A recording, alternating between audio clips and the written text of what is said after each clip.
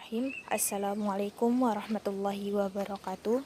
Saya perwakilan dari kelompok 3 ingin menjelaskan gejala kehendak atau konasi. Gejala kemauan atau konasi. Kemauan merupakan salah satu fungsi kejiwaan manusia, dapat diartikan sebagai aktivitas psikis yang mengandung suatu usaha aktif yang berhubungan dengan pelaksanaan suatu tujuan. Tujuan merupakan akhir dari gerakan yang menuju pada sesuatu arah. Adapun tujuan kemauan adalah pelaksanaan suatu tujuan-tujuan harus diartikan dalam suatu hubungan. Kemauan itu bukan keinginan. Orang yang ingin belum tentu mau, dan sebaliknya, yang mau belum tentu ingin. Dalam istilah sehari-hari, kemauan dapat disamakan dengan kehendak atau hasrat. Adapun fungsinya ada dorongan. Dorongan merupakan suatu kekuatan dari dalam yang mempunyai tujuan tertentu yang berlangsung di luar kesadaran kita. Dorongan ini bertujuan mencapai syarat hidup tertentu disebut tropisme. Misalnya, tumbuh-tumbuhan mengarahkan pucuknya ke sinar matahari, binatang mencari cahaya, dan sebagainya. Dorongan hidup atau yang bekerja tanpa disadari dan berlangsung dengan sendirinya disebut otomatisme. Misalnya, peredaran darah, pencemaran makanan, pernafasan pada paru-paru. Semua dorongan ini berpangkal pada 3 dorongan asli, yaitu mempertahankan diri, mempertahankan jenis, dan mengembangkan diri. Macam-macam dorongan nafsu yang lain ialah nafsu makan, nafsu seksual, nafsu sosial, dan nafsu meniru. Macam-macamnya, dorongan keamanan, dorongan menonjolkan diri, dorongan ingin tahu, dorongan keindahan, dorongan kebaikan, dorongan kebebasan, dan dorongan pekerja. Adapun keinginan. Keinginan adalah dorongan nafsu yang tertuju pada suatu benda tertentu atau yang konkret. Keinginan yang dipraktekkan bisa menjadi kebiasaan. Hasrat. Hasrat suatu keinginan tertentu yang dapat diulang-ulang. Kecenderungan adalah hasrat yang aktif yang menyuruh kita agar lekas bertindak. Hawa nafsu adalah hasrat yang besar dan kuat yang dapat menguasai seluruh jiwa kita. Hawa nafsu ini bergerak dan berkuasa di dalam kesadaran. Kemauan merupakan kekuatan yang sadar dan hidup atau menciptakan sesuatu yang berdasarkan perasaan dan pikiran. Proses kemauan ada beberapa tingkat, yakni motif, yaitu meliputi alasan, dasar, pendorong, perjuangan motif. Ada keputusan dan perbuatan kemauan. Kalau sudah mengambil keputusan, maka bertindak sesuai dengan keputusan yang diambil. 2. Hasrat yang berpusat pada kejasmanian, yaitu ada tropisme, adalah peristiwa yang menyebabkan timbulnya gerak ke suatu arah tertentu. Gejala ini berada di tingkat vegetatif atau tumbuh-tumbuhan dan binatang. Adapun jenis perangsangnya, fototropisme atau fotos adalah cahaya, yaitu tropisme yang timbul karena adanya perangsang cahaya menurut arah geraknya. Fototropisme dapat dibedakan atas 1, yaitu fototropisme positif yang bergerak mengarah cahaya. Kedua, fototropisme negatif yang bergerak menghindari perangsang cahaya. Macam yang kedua, heliotropisme atau helios atau matahari, yaitu tropisme yang timbul karena adanya perangsang matahari, dan juga dibedakan menjadi 2, yaitu heliotropisme positif yang bergerak mengarah matahari, heliotropisme negatif yang bergerak menghindari matahari. 2. Refleks. Adanya reaksi yang tidak disadari terhadap rangsang yang bergerak di antara rangsang yang diam akan lebih menarik perhatian. Ciri-ciri refleks bergerak pada hubungan erat perangsang dan reaksi. Gerak refleks berlangsung di luar kesadaran atau tidak kita sadari. Gerak refleks bersifat mekanis atau bergerak dengan sendirinya. Proses terjadinya gerak refleks. Gerak refleks adalah gerakan di luar kesadaran. Jadi reaksi ini yang ditimbulkan tidak bersumber pada pusat susunan syaraf atau otak tanpa suatu pertimbangan. Macam-macam refleks. 1. Refleks bawaan, yakni yang dibawa sejak kita lahir. Refleks latihan, refleks yang diperoleh dari pengalaman. Refleks bersyarat atau conditioned refleks, yakni refleks yang tidak tergantung pada perangsang alam yang asli, tetapi timbul karena perangsang yang lain. 3. Insting, yaitu kemampuan berbuat tertentu yang dibawa sejak lahir, yang tertuju pada pemuasan dorongan-dorongan nafsu dan dorongan-dorongan lain yang disebut insting. Ciri-ciri insting lebih majemuk dan refleks. Insting merupakan kemauan untuk bergerak kepada suatu tujuan dengan tidak memerlukan latihan lebih dahulu. Gerak insting merupakan pembawaan, kemauan alami yang dibawa sejak lahir. Macam-macam insting. Insting sendiri kan tadi adalah perbuatan yang udah ada di dalam diri kita. 1. Dorongan mempertahankan diri meliputi insting makan, bernafas, bermain, melindungi diri, takut, istirahat.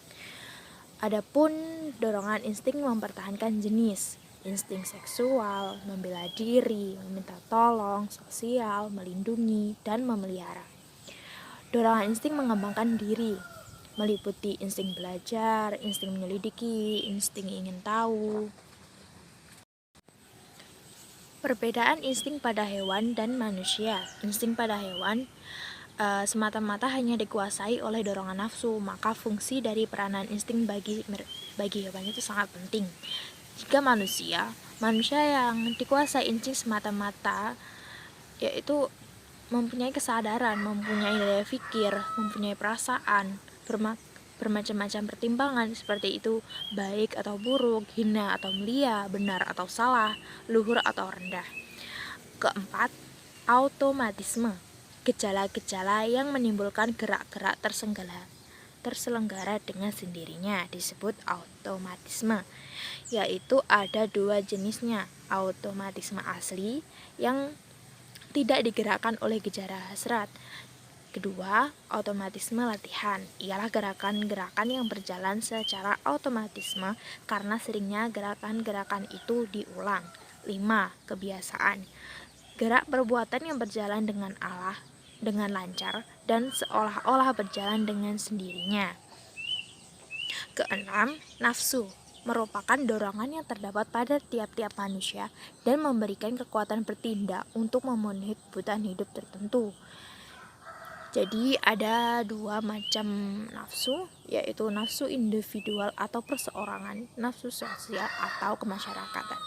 Hubungan nafsu dengan perasaan yang hebat dapat menimbulkan bergeraknya suatu nafsu, dan sebaliknya nafsu kadang-kadang dapat menimbulkan perasaan hebat, dan ada kalanya kemauan berpikir dikesampingkan. Nafsu dan pendidikan. Nafsu terdapat pada tiap-tiap orang walaupun berbeda macam dan tingkahnya.